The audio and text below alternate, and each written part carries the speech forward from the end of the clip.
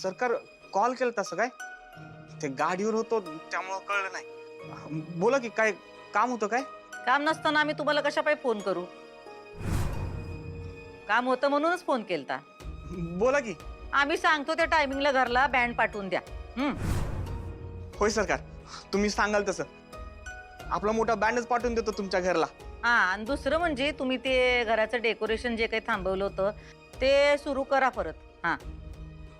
घराचं व्यवस्थित डेकोरेशन करा तुम्ही आम्हाला जे काही दाखवलं होतं त्यापेक्षा जर काही मोठं करता आलं तर बघा हा नुसतं घरला नाही बाहेरच्या गार्डनला आजूबाजूच्या सगळ्या परिसराला व्यवस्थित लाइटिंग करा काय कुठं बॅनर बिनर लावायचे असतील तर ते पण लावून टाका हा एकदम जोरात करा डेकोरेशन आमचं लग्न आहे अख्ख्या कोल्हापूरला कळलं पाहिजे काय हो सरकार तुम्ही सांगाल तसं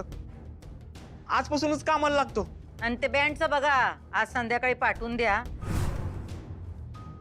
आणि बाकीचं आपण भेटल्यावर बोलूच हो दुर्गे हा तू पण जरा लाग तयारीला लाग हा ते मेहंदीवालीशी बोलून घे रांगोळीवालीशी बोलून घे काय आयत्या वेळेला उगा गडबड न ग वय ताई पण मला हे कळलं नाही म्हणजे हे समज कशा पायी कशाला म्हणजे आमचं लग्न आहे मेहंदीवाली न ग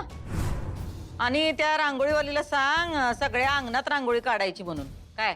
वय ताई मी हे समज करेन पण ह्या समजायला अजून येळ आहे ना व नाही दुर्गे आता येळ लागणार नाही आई गेल्या सुनबाईंना आणायला आईचा शब्द काय त्या डावलणार नाहीत जा तू तयारीला लाग आता लग्नाची तयारी करायला काय बी हरकत नाही वय ताई मी तुला हवी तशी समधी तयारी करते पण मला हे कळलं नाही आता काय कळलं नाही तुला ताई तुझ्या लग्नाला अजून टाइम आहे ना व मग तू आत्ताच कशा पायी बँड मागवलायस बँड आम्ही लग्नासाठी बोलवलेलं नाही मग कशासाठी आज सुनबाई घरी परत येणार आहेत त्यांचं जंगी स्वागत नग ग करायला जा तू शांताला सांग आरतीचं ताट तयार कर सुनबाईंसाठी पायगाड्या घालूया आज आम्ही त्यांचं वाजत गाजत स्वागत करणार आहोत त्यांना घरात घेणार